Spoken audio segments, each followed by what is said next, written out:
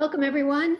Thanks for joining us today. I'm Karen Greenberg, the Director of the Center on National Security at Fordham Law, and I'm very excited. Today, we are here to discuss a recent report that came out from the center with our inaugural NYPD fellow. After a year of work, we've produced ISIS and the Crime Terror Nexus in America, a counterpart to Europe. And I'm going to talk a little bit later about how this report came about. Joined today by two individuals who I'm sure you're going to learn much from. First, Commissioner John Miller is the Deputy Commissioner of Intelligence and Counterterrorism for the NYPD, a position he's held since 2014. He oversees the Intelligence Bureau, the Counterterrorism Bureau, and the JTTF. Commissioner Miller has also been Associate Deputy Director of National Intelligence for Analytic Transformation and Technology. Prior to that, he was Assistant Director for Public Affairs at the FBI and a Senior Correspondent for CBS News.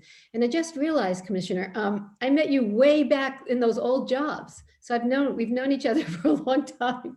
He is the co-author of The Cell Inside the 9/11 Plot, which came out in 2002. With us also today is Raphael Marcus, our inaugural fellow. He is the author of the report we'll be discussing today. He is a supervisory intelligence research specialist at the NYPD's Intelligence Bureau. He oversees a team of analysts that look at counterterrorism in the Middle East and South Asia. He is the author of Israel's Long War with Hezbollah, Military Innovation and Adaptation Under Fire, which came out in 2018. So gentlemen, let's get started. I want to say a few words about how this report came about. Raphael arrived at the center and we started to look at the terrorism prosecution database that the Center on National Security has kept for cases, prosecutions since 9/11. And actually, I wish we had kept a diary of our conversations, because I think between the two of us, we would both look at the same set of facts and say, do you see this? And then I'd say, no, do you see this? So this is actually the result of a year-long conversation about what information we could find, what information we couldn't find, how to think of it in the context, not just of terrorism, but in the context of criminality and how we understand crime and how we prosecute crime. And so it was really one of the more productive and I think rewarding experiences that we've had with one of our fellows in terms of the amount of interaction and the nature of the report that came out. So I have many questions I want to direct to both of you, but Raphael, I thought maybe we should start with you just giving an overview of your findings and anything else you want to say about the process of doing the report. So first off, thank you so much, Karen and Julie and the Center for hosting me on a part-time basis for several months during the research stage. And also thank you to NYPD for allowing, to facilitating this opportunity to sort of do an in-depth research study while still maintaining a professional affiliation. You know, as the NYPD, we are sitting on a lot. The thing that we do every day is we look at criminal activity. So I thought, Fordham has this unbelievable database of repository of ISIS terrorism prosecutions and Al-Qaeda terrorism prosecutions. What is something that is tangible and explicit that we in the police department have access to and are looking at every single day? The answer is criminal activity, criminal history. And I think the big eye opener for us was looking at the wave of ISIS attacks in Europe, 2014, 15, 16. You know, we're talking the Paris attacks, Brussels, the Bataclan, where we really saw this very pronounced intersection between crime, criminal activity, and terrorism. What I mean by that, just for example, in the Charlie Hebdo attack, for example, the Kouachi brothers went to prison, were using trademark counterfeit clothing to fund the procurement of weapons. The Ahmed Koulibaly, who attacked the kosher supermarket in that same attack, was a drug dealer who was sent to prison, radicalizes in prison, uses the proceeds of his drug money to buy the getaway car. The Bataclan attackers, for example, went to a criminal underworld figure who they knew from their neighborhood, independent of their little of their cell, to help procure identity documents, to then use the fake IDs to get the getaway cars, to rent the safe house. So you really saw this intersection of crime, the criminal underworld, and terrorism. We saw that all these guys, or many of them, I should say, had a criminal history, often a very violent criminal history. You know, muggings, pickpocketing, assault, firearms, stabbings, etc. A lot of them did prison time. A lot of them were gang members, which in some cases facilitated even recruitment of new members into the cell that ended up carrying out some of these attacks. So looking at this very pronounced intersection of crime and terrorism, what we call the crime-terrorism nexus in Europe, the big question was, do we have this in the United States? And this became sort of the jumping off point for the broader study. Does the crime-terrorism nexus, as we see in Europe, exist in the US? So just how we understand the crime-terrorism nexus, it was fourfold. Number one, the prevalence of criminal history. You know, in Europe, give or take, there's a lot of great academic work out on there. Upwards of 50% of foreign fighters who went to Syria from Belgium had a criminal history, or the famous line, known to law enforcement for criminal reasons, for having a criminal record. Number two was the utility of crime, the use of crime to either fundraise for the attack, logistics, procure weapons, etc. That's the utility of criminal activity integral to the plot itself. Number three was the role of gangs, which in Europe, gangs and prisons in a sense were melting pots, if you like, of where these networks between extremists and gang members there was a convergence. We saw that in Europe, and the same in prisons. There was radicalization, there was recruitment. Prison provided in the European context relationships that were of use and utility for the future attack. For example, guys they met in prison helped them get a firearm, helped them get a weapon, helped them get explosives when they were out on the outside. So looking at Europe and their very unique problem set, we wanted to see, what does it look like here in the United States? And this became the basis for the study of the ISIS and the crime-terrorism nexus in the United States. So what we did was we looked at the criminal history of America's ISIS defendants, meaning anybody who ended up in being arrested for an ISIS-related terrorism offense or implicated in a plot, or a deceased perpetrator. What was their criminal history like before they got involved in terrorism? Are there any lessons, anything that we can learn from that? Number two was the prevalence or the use of criminality as part of a plot. And three and four were gang membership. Did that facilitate recruitment, radicalization? How did that play in? Did any of these guys outsource criminal activity to gangs, which is what we've seen in Europe in some cases, and prison radicalization, which in Europe, between plots in England and France, seems to certainly be something that they've been dealing with. So those were the four issues that we examined in our study. And just to briefly summarize, I guess, the findings, which is what you want to hear about. When we look at the numbers, about 30% of America's ISIS defendants have a criminal history. And 60% of them have a violent criminal history, which correlates to about 1/5 of all of America's ISIS defendants have a violent criminal history. Have a prevalence of domestic violence was probably the most common crime these guys were arrested for, was very interesting unto itself, as well as assault and firearms offenses, prior firearms offenses. So this is before the involvement in terrorism. So we have that violent criminal past. Regarding the use of criminal activity that was integral to a plot, the most common crime that these guys relied on was often financial fraud, and that was to obviously fundraise for an attack. However, the vast majority did not use criminal activity to fundraise or procure logistics, which sort of underscores the immense challenge that we have for observing behavior, that's detectable, that we can see, that would let us know that something is not right. We're not able to observe that criminal activity. Regarding gangs, I think one of the more interesting findings is that there were a handful of guys with gang affiliations who eventually gravitate away from the gang upon radicalization. So unlike Europe, where the gang is often a bug light for guys to gravitate towards the gang, it helps with recruitment and radicalization. In the United States, they gravitate away from the gang upon radicalization. And we had a number of cases, guys with prior gang membership who moved away upon radicalization. And the prison experience, very transformative in many respects. And while the risk of radicalization altogether in the United States is certainly rare and low, it did happen in our ISIS data set. About 18% of those who served in prison, so it's a subset, did end up radicalizing. And the number one and very clear factor for why that happened was exposure to another charismatic terrorist inmate already in the system at some point. And there's a lot of very interesting case studies that we can get into in the discussion for sort of what illustrates this. I mean, by and large, prison radicalization in the US is a rare phenomenon, but the most prevalent the most prevalent issue that seemed to get these guys too radicalized at the time was being stuck in a cell when they were arrested on unrelated criminal activity before their involvement with ISIS with a guy who was extreme. For example, there was a guy named Clark Calloway who, stated his desire to kill police officers, white people, and non-Muslims. And it turns out he was, kind of a career criminal, petty stuff. He was incarcerated 2009. So about 6 or 7 years before he was eventually arrested, he was incarcerated with one of the Fort Dix Six, if you want to talk about a throwback, one of the original Al-Qaeda guys in Philadelphia. He was in there for a petty assault charge, and he was in the same facility as one of the Fort Dix Six.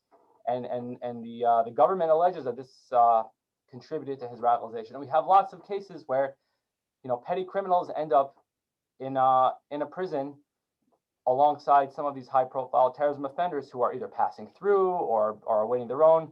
And that exposure was very important in the radicalization process for the key instances of ISIS radicalization in prisons here.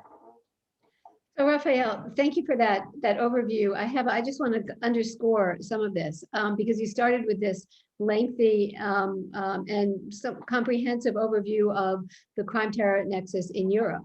But as we went through this, we were kind of surprised, right, about the difference between the lack of this crime terror nexus. 52% have no criminal history of the ISIS cases. 39% of those who carry out attacks have no criminal history. So that's interesting in terms of really making a divide between law enforcement, its strategies, its understanding of terrorism. Does this surprise you? So I think, when we went into this and given the lessons from Europe, we thought that we would see, pervasive criminality and the real intersection on a large scale. And I think as the subtitle of the report highlights, a counterpoint to Europe, we have a very different experience here fundamentally. And we do have the crime terrorism nexus in the United States is less pronounced than Europe, but it still does have relevance to a subset of the ISIS data set. So 1/3 of all ISIS guys arrested in the United States do have a criminal history, violent criminal history, all the trends that I highlighted. That still leaves more than half where this doesn't fit. And of course, there's no easy solutions here. The criminal history is not the be all end all, but it does tell us some very interesting things for a subset of the ISIS data set. Commissioner Miller, I have a question about just putting that Europe versus America in context.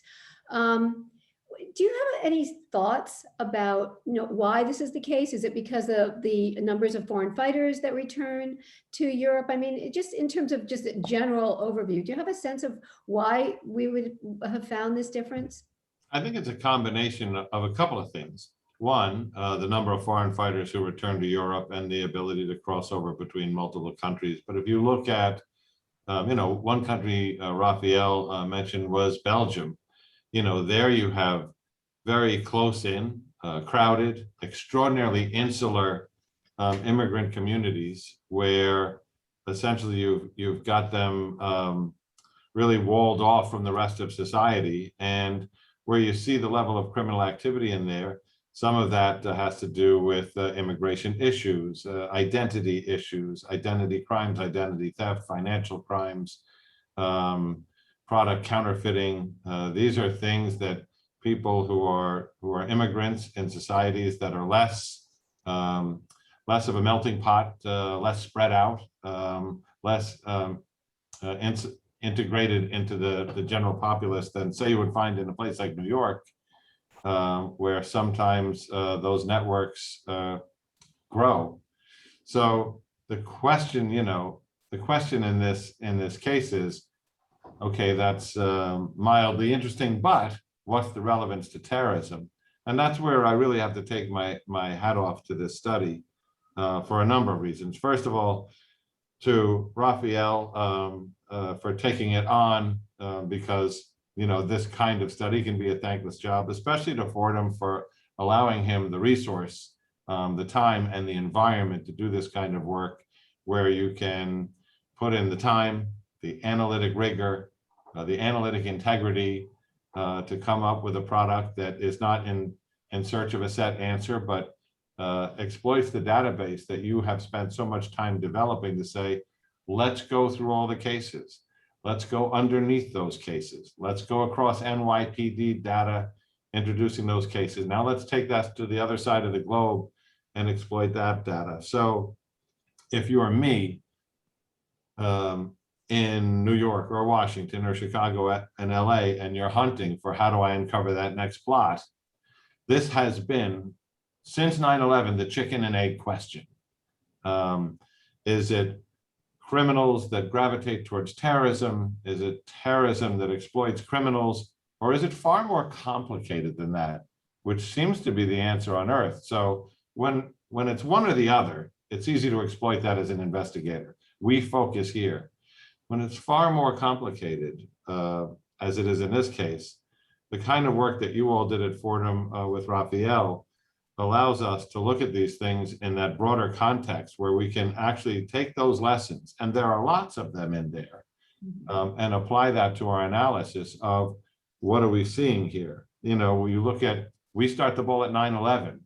These are all what we call clean skin hijackers who have been recruited, you know, purposefully for their lack of criminal record, their lack of contact with intelligence agencies, their lack of being on the radar.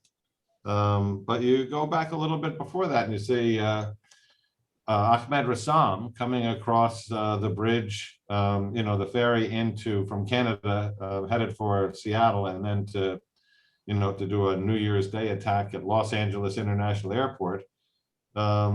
You know, he's a guy with a past in another country, but who's he in touch with in Brooklyn? You know, people who are deep into credit card fraud, identity theft, and other crimes. So we see the networks touching in many complicated ways. And you also have to look at it, and I think Raphael talked about this, which is, what do the findings mean? So if 30% of our terrorist suspects here have a prior criminal record, but 60% of that is domestic violence, well, that's a sign of dysfunction. Who is the profile of our terrorist? They are a seeker. What are they usually seeking? They don't fit in, so they want to find something where they belong. They're not regarded with respect, so they want to achieve some kind of valor. What they're doing in life is insignificant, so they want to obtain some kind of empowerment. Now, when you're dysfunctional or not able to fit in with friends, family, work, school friends, none of that's working for you. A group like ISIS, it's harder to get into Al Qaeda, but ISIS was a come one, come all organization. And what did they promise? Valor, belonging, empowerment. So that becomes, to borrow Raphael's terms, a bug light for people who are not only dysfunctional, but willing to engage in acts of violence because they're finally part of something. And, those criminal tells along the way, we have to learn to look for what those are and what the indicators are. And this unearths some of this, which is really important. Raphael, thank you. Thank you, Commissioner. Raphael, one of the things that you kind of skip over and then come back to, and I think it intersects somewhat with the gangs that you talk about, is age.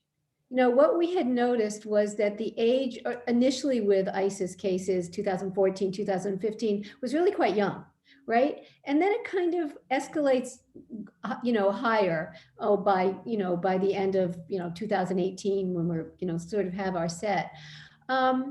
And my question is, how does that correlate with both your understanding of this nexus, and how does it differ from, or is it the same as Europe? And how does that really, getting at the commissioner's comments about grievance and wanting to belong, where exactly does the gang membership issue that is a an issue of criminality outside of terrorism as well, where does that fit in? And you alluded to it, but I'd like to hear you expand on both those things a little more.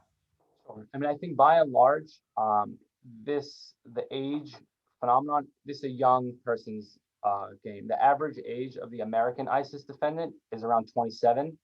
When you look at that more closely, between those with a prior criminal record before terrorism and those with and without a criminal record, those with a criminal record are older. Now, that's not necessarily surprising. They're about 31, 32, the average age, compared to 25-year-olds without any criminal record. because you end up, if you're involved in criminality, you end up in prison, and the prison experience in some cases was transformative. Maybe not in radicalization, or maybe yes in radicalization, but in sending them down a trajectory. But the average age is around 27, and if the subset, if you divide that up, about age 31, 32 with a criminal history, about 25 without. I mean, I think in Europe it's also it's a young person's phenomenon by and largely. And I think if you look at terrorism across the board, even from different across the ideological spectrum, this is increasingly younger and younger and younger people getting involved in this. It used to be, if you look at from the Al-Qaeda days, I know this is Commissioner's expertise, these guys were middle-aged, educated, engineers, doctors, etc.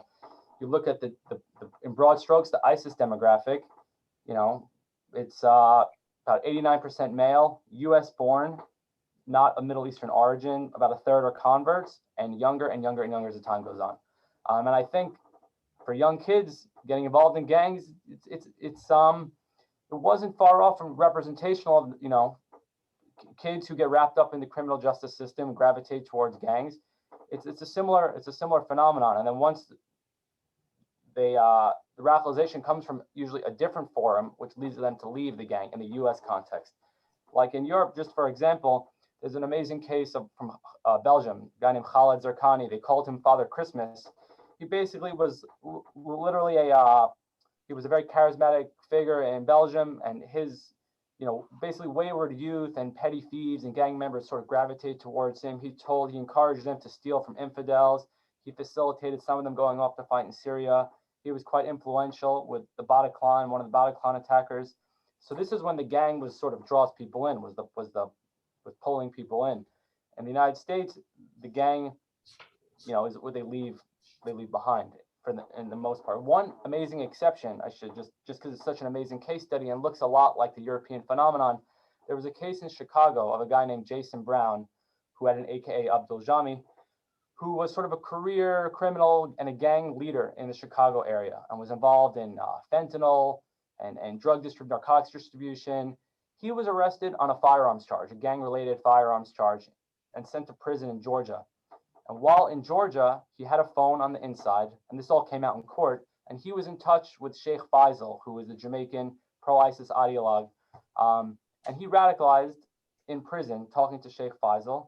He gets out, goes home to Chicago, and basically and he views it as his own personal jihad to radicalize his old gang members. He uses the gang to help recruit and radicalize other guys, and eventually wants to send money over to ISIS in Iraq, and is eventually arrested. I mean, this is an amazing case, but in a sense, it's an outlier in the United States. It looks a lot like what Europe deals with very frequently, but for us, it was an outlier.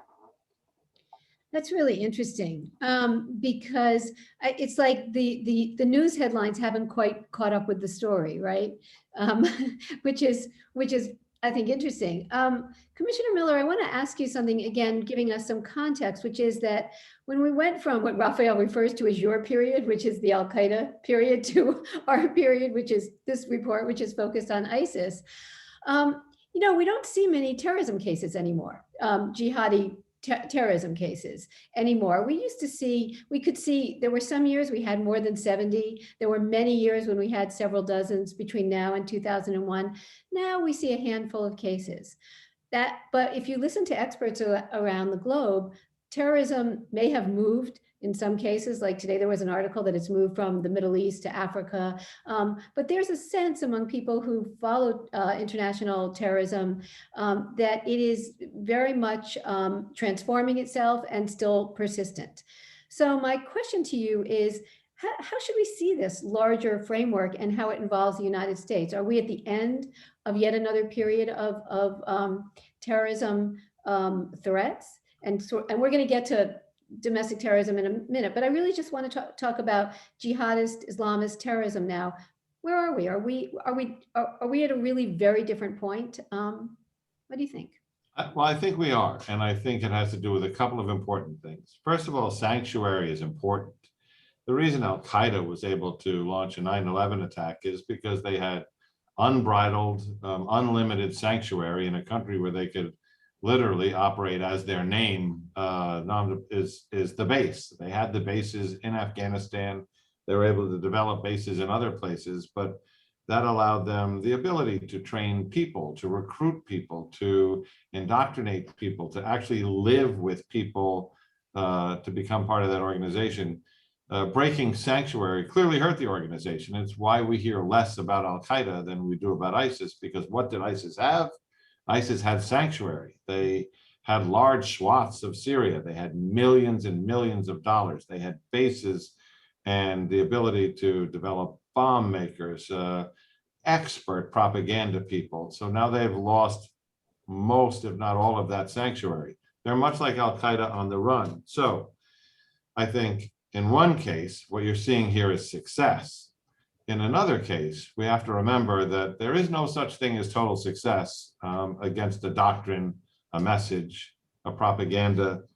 It was literally 2 weeks ago that a young man with his new bride walked up a gangplank to a freighter in the port of Elizabeth, New Jersey, believing that he was going to join ISIS in Yemen and that they were going to become fighters. He's a kid from the Bronx. He's not the average profile of your ISIS fighter. But the important part is, for us, I mean, that his alternative was, if I can't get to ISIS with my new wife, where we can both become fighters and maybe martyrs, that I will do my attack here. And he looked at West Point. He looked at a college in Albany to attack ROTC members.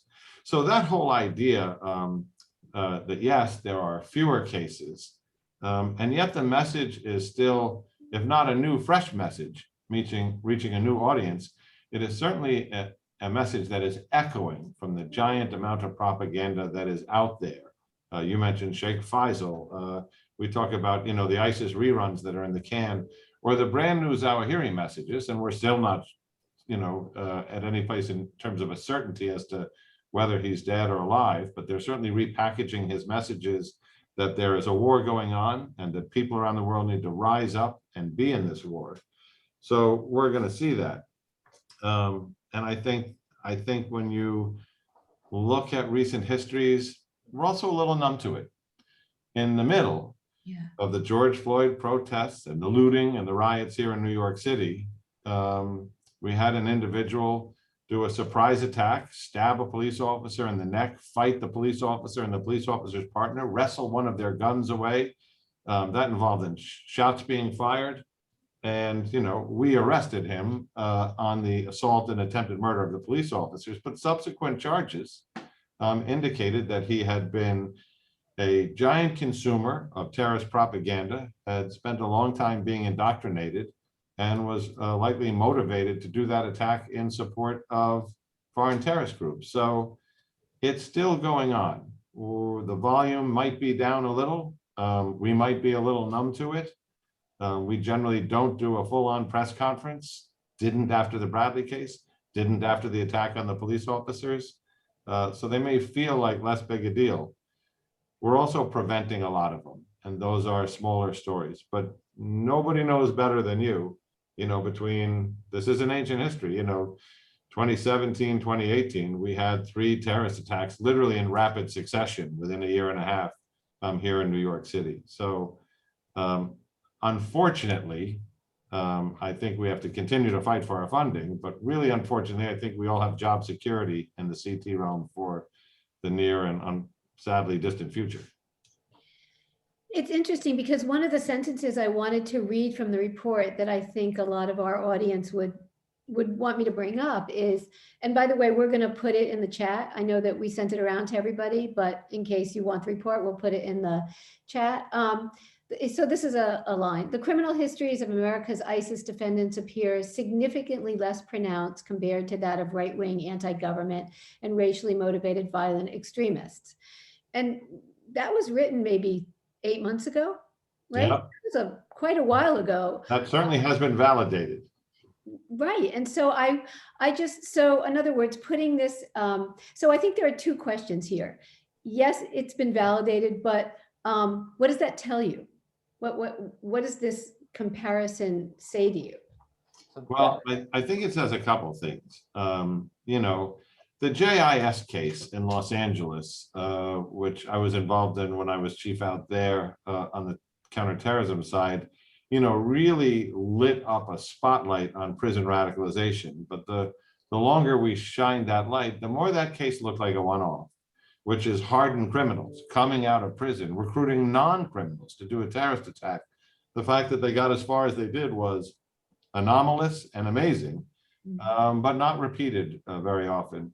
Whereas if you look at the time, organizational structure, national breadth of white supremacist organizations within prisons across the country, both state and federal, that gives you a pre-indoctrinated criminal pool.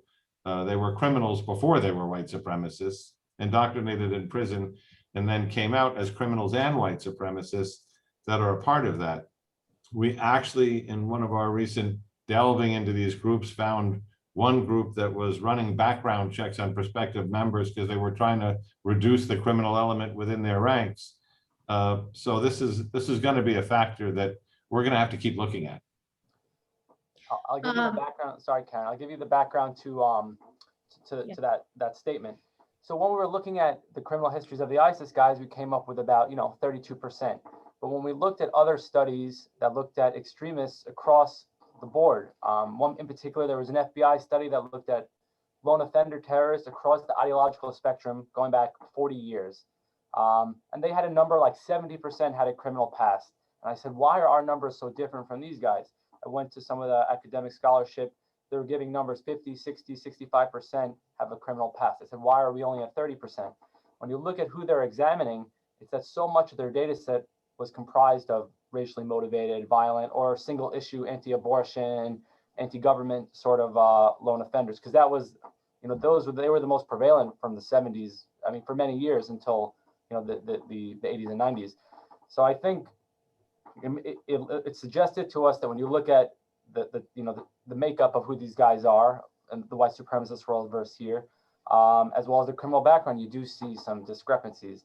I wonder myself, in light of this sort of new wave of racially motivated violent extremists, often who are younger and younger and younger, just very much like the ISIS data set, how criminal history will pan out. But if you couple that with, as the commissioner mentioned, the prevalence, the pervasive white supremacist groups in the correctional system, and motorcycle gangs who are involved in criminality and narcotics and all this stuff on the southern border, I wonder what the crime terrorism nexus looks like if you look at the white supremacist world. Probably not as clear cut as we think either. Boy, we'll have to do another report. Someone else is the next study next year could be that. Next year. So we're starting to get some questions. So I'm gonna, interweave them into the conversation as makes sense. And those of you who want to ask questions, put them in the Q&A and I'll bring them up as they make sense. So one of our audience asks, were those who were radicalized in prison converts? In some cases. I mean, a third of the overall data set, ISIS data set, were converts, give or take. So that's already much higher than historically the Al-Qaeda data set. But there was really 5 really clear cases of prison radicalization, and most were converts. But some weren't. Sajmir, there's a great case from New York. Sajmir El-Meti is from the Bronx. Sort of fits the bill. Was part of an Albanian street gang in the Bronx. Goes to prison for assault or mugging. Stole someone's iPhone. Ends up in prison. Gets put in a cell alongside at Rikers Island, alongside somebody from the Manhattan synagogue plot in 2011. So pre-ISIS, an AQ plot. So he's there for assault, but he gets stuck in Rikers next to a guy who's up on terrorism charges. He gets released. He's now contributes to his radicalization, and then he goes back to visit the 2011 synagogue bomber when that guy's transferred upstate to Fishkill. He goes up to visit him. There's all sorts, and this is all out in the open. Jailhouse conversations. They take a photo together, making the ISIS gesture, and then 4 days later, Sajmir tries to leave to go to Syria, and he gets turned back in the UK. So there we have, but he gravitates away from the gang. once he's radicalized inside prison alongside the 2011 synagogue bomber, goes back to visit, and just showing you how important that radicalization, that person played, a charismatic inmate. He goes back to visit him before he leaves. And then his story doesn't end there. Once he's arrested on terrorism offenses, he ends up at MCC, and he's actually alongside the Chelsea bomber, Ahmed Rahami, while inside MCC. And they start talking to one another, and they come up with a plan to start radicalizing inmates at MCC. And Rahami, the Chelsea bomber from 2017, had been given jihadist propaganda as part of his discovery materials, which the audit eventually revealed that he had been viewing those materials unsupervised. He made copies of them, sort of distributing them on the inside. Sajmir was found with a hard drive of Rahami's discovery materials, which included jihadist propaganda. And they had been talking about a plot and all sorts of stuff like that, which is all this is all in the court documents. And Rahami was also found within inmate numbers of other ISIS and AQ inmates around the country. So it kind of shows you that yes, it's not common prison radicalization, to underscore that by and large, but it does happen. And when it does happen, there's a lot of lessons to be learned about, I think, some things to avoid. One of the things that I know you noticed in the database was that there was a pattern among a number of individuals, Al-Qaeda and ISIS, of sort of testing out different ways of getting involved with armed groups. So in other words, ISIS might have not been the first stop. It might have been the third or fourth stop. So sometimes they try to join a militia. Sometimes they would try to join the army. There was a pattern of this. And I'm just wondering if there's a way, I mean, we're hearing these reports about the military and white supremacists, right? And I'm just wondering if there's been any thought given to or study of sort of this pattern of wanting to, belong to a group that's armed one way or another, and that as a pattern in of itself, and what that tells us. And if either of you have thought about that, and I'd be really interested in that.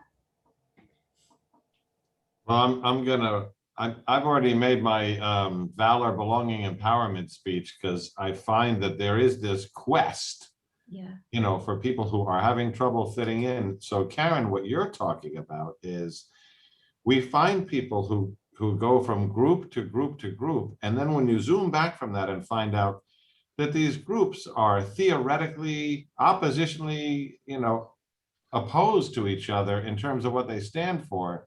But it goes back to that, rebel without a cause, James Dean. He's standing there in the coffee shop talking to, the female lead, and she says, "So you're a rebel.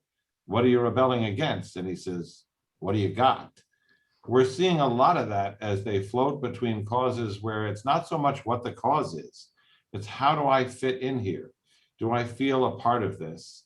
But let me pitch it to Raphael, because he can pick people out of the study that actually, went across that spectrum. I mean, you do have a lot of, I think a broader trend, which we see if you look at the ISIS data set, is that there is a little bit of ideological fluidity, especially in some of the more recent cases. I mean, I stopped counting at the end of 2020, but you have cases, there's a recent case of a former soldier who looked like he was dabbling in white supremacy and then turns towards ISIS and AQ stuff.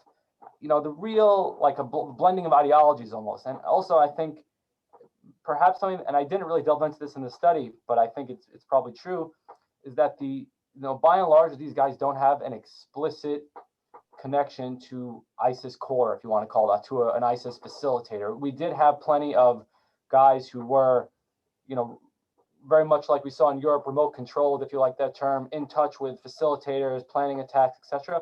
But by and large, we're talking about lone offenders, lone actors, who are maybe are getting support and propaganda and radicalization from people online. But when it comes to the explicit and the tangible, in a sense, they're on their own. And these guys are not experts in the ideologies that they're delving in. When you really dig down into what's put out there in the court documents and the backgrounds of some of these characters, they don't have a good understanding of what they're getting into in many cases. I mean, I'm talking about ideologically. They know what they're doing and their intention, but not don't have like a deep basis for understanding. Yeah, that's fascinating. We have a question from a fellow at the center, author Lawrence Wright. I'm going to read it. During the January 6th insurrection, Senator Patty Murray heard members of the mob yelling, "Kill the infidels." Would you comment on the influence of Islamic terrorism on the domestic groups, especially white supremacists such as the base, the Al-Qaeda meaning? To what extent are domestic terrorists knowingly imitating AQ or ISIS models? And I think, Commissioner, we should begin with you on this. You know, I think Larry's question is spot on, which we've seen the domestic terrorist groups take on the ISIS model in terms of propaganda, creating films, online platforms, the pouring of that ideological gasoline before the match. And I think that since ISIS actually reinvented the propaganda business for terrorism, their take seems to be, why reinvent the wheel? Raphael, do you want to add anything to that? I mean, I think even going back to the name, I mean, I think you see all these groups are constantly adapting and learning from one another. The role of effective propaganda, the role of encrypted applications, and I think we're seeing much like how ISIS learned. They started out on Facebook and Twitter. They gravitated towards, which is sort of like the gateway drug. Then they go to encrypted applications and they peel people off one off from there. I think we're seeing similar trends in the white supremacist world. There's a lot of emulation, I think, of tactics and strategic vision, even in many respects. And these guys are talking about, they mention even, they'll mention lessons learned from Bin Laden, Al Qaeda, and these guys are reading even Mao and History of Insurrections, Louis Beam. There's a lot of crossover here. It's like a very jumbled world nowadays. Well, that's interesting, given our prior 5 minutes of conversation about not being ideologically tied and being able, the fluidity of it. So that's really interesting. We have another question. It starts with gangs. So Raphael, we should start with you on this one. As opposed to gangs and other more traditional criminal activities, is it religious extremist or politically based terrorism to some degree an attempt to seek moral legitimacy, in their eyes at least, rather than criminality? Totally. I mean, I think that speaks to what the commissioner was talking about regarding the sense of purpose, sense of belonging. And I mean, in many respects, especially in Europe, we saw the act of getting involved in terrorism and the attack to be that sort of sense of purpose, sense of redemption. The redemption narrative, when you go from a criminal or a thug and a gang member to a religiously pure, whatever, in their view, whatever ISIS is. That's sort of that redemptive narrative and exactly what the question was describing. I think with us, it's a little bit more, for those who were in gangs, we do see, I think, the fact that with the exception of 1 or 2 cases, everybody left the gang and they want to leave that life behind them. But it does, I mean, you can't take away the at least the promised ideological benefit and gain that ISIS is sort of pushing out, if that makes sense. We have a question about recidivism, and I'd like to kind of turn it on its head and ask about rehabilitation, because we're talking about the role of prison in a lot of this, right? And maybe less so in the particular ISIS study, but there is a role of prison than there can be in radicalization, as you've said. What about rehabilitation programs, reintegration programs? Do we have them? Are they viable? Have they changed over time? And Commissioner, I think we should begin with you because this is maybe a larger perspective. Well, Karen, the time to ask that question is right now, because what we're seeing is people who were arrested in the original set of post 9/11 terrorism cases and plots, we're coming up on 20 years. So they're starting to reintegrate into society. So we have to kind of look at that and say, okay, where are they now? What effect did the correctional system have on their rehabilitation, or were they warehoused in a system where they became more violent, more indoctrinated into crime, or radicalized others? These are all important questions, and we're probably just at the place where we can sharpen that optic. What we have seen is the studies overseas, where the Saudis have launched complicated de-radicalization programs. The Jordanians did some very sophisticated work. And there are numbers on the recidivist rate from that, which is how many people go through the program and say, I was on the wrong path? And then you have a fairly high percentage of people who come out of that and say, I had to drink the Kool-Aid to get through the program, but now I'm back on the wrong path, or back as somebody who thinks terrorism is a solution. So one of the things we're looking at is, how do we move that whole thing to the front end? And we're working with Richard Aborn, and we've gotten some DHS funding to look at off-ramping programs, which is, you're on your way into a terrorist case. You may be very young. You may have the surroundings of a good family structure, school, things that we can get you into, or you may not, but we may be able to bring those elements, a job training, education into your life, some counseling from a religious authority who's got street credibility, but also religious credibility that we can get to talk to you, that you make a connection with, because we're trying to get out of the business where we can, and we enjoy, some risk here. And we try to mitigate that, where do we enjoy very little risk, where we think we can do a successful off-ramping. We're trying to get away from a place where you're taking somebody who is 19 and about to make 3 stupid decisions that is going to affect, if not destroy, their whole life and their families. Not every case fits, and we're fairly early in that experiment too, but it's a joint effort between us, the FBI in New York, and some NGOs, and we're hopeful about it because the early results are promising. That's very interesting.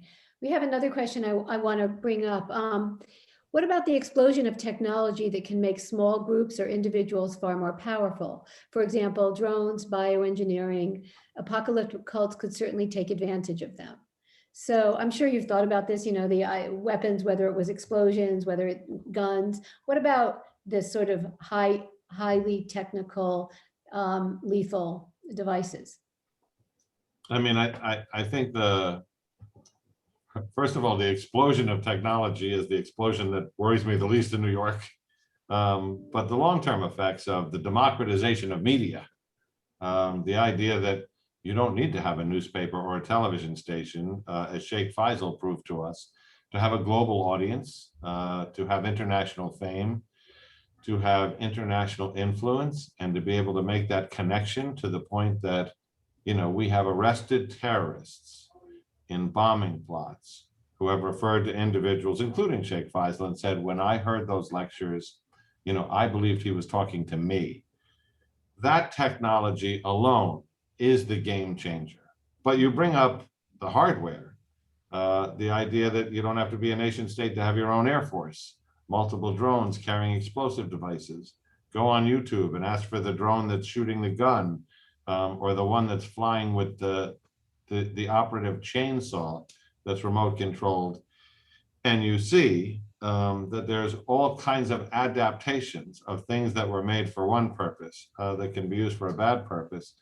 And we're a little bit tangled up in local law enforcement in a myriad of federal laws, between the FAA, who says you can't interfere with aircraft, even if it's an evil drone, and the Department of Justice, who says drone detection may be violating the wiretap laws because you're receiving a signal between 2 places. We need to sort all that out now. I know we can sort it out after the first successful drone attack. I get that. We always turn back to fight the last battle. Well, we'll fix that now. I'd like to fix it before. And we've talked to both sides of the aisle in Washington. And, we've run up against some lobbyists on that and other subjects, but we need to keep talking about it so that it is not us that has to look back and say, we didn't sound the alarm. Wow.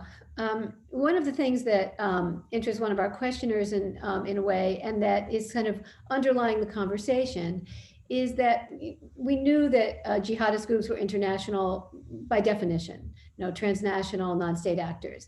Now we're seeing the same thing about white supremacists, right? International ties, international training, right? And so, and travel for those reasons, or at least, some experts have been writing about this.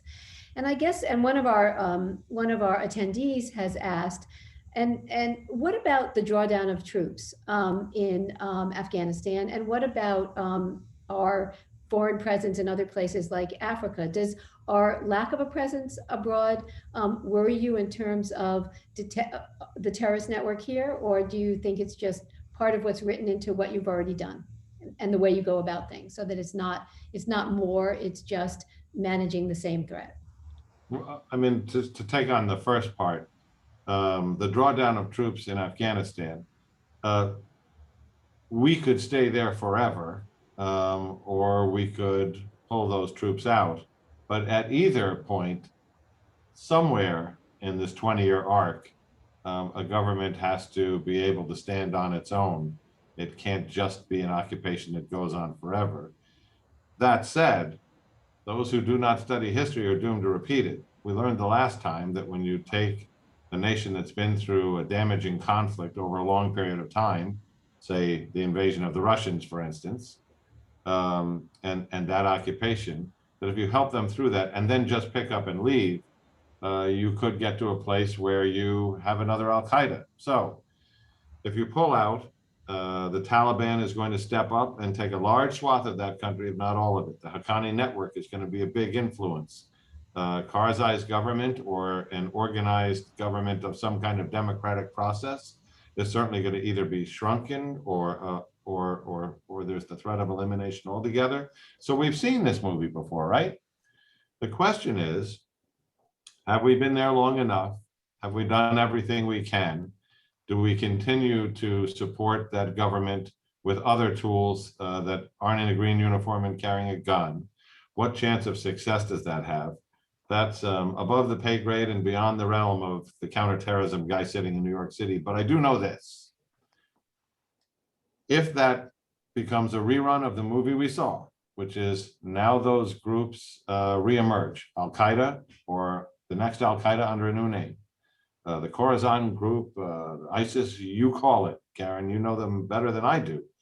But if they reemerge with sanctuary, and that's where we began our conversation today, the advantages of physical sanctuary for long periods of time to build networks, that's going to be a problem. The one thing I think we've learned through this entire experience is that the answer to every war, particularly this kind of warfare, is probably not sending 155,000 people in green uniforms to fight on the ground and stay in that country. It is the use of intelligence, technology, small unit special forces that can do precision attacks to eliminate the threat without damaging the entire country or the surrounding society. You just can't let it grow to the point that we let Al-Qaeda grow to the last time. Yeah, that's going to be interesting to monitor, right? To see if we Well, can... I think, you know, you have just teed up for us part of the future of terrorism, maybe, but certainly the decade that is going to help us answer some of the most vexing questions about what does non-state warfare look like for the, you know, the new millennium.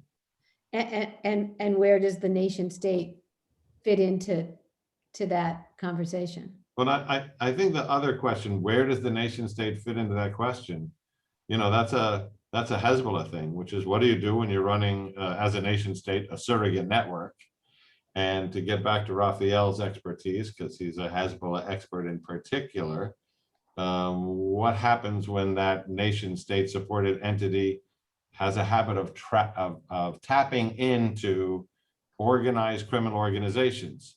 Los Zetas from Mexico being hired to do a hit on a Saudi ambassador in Washington by Hezbollah. In Azerbaijan, going to the local organized crime group. The same thing in Cyprus.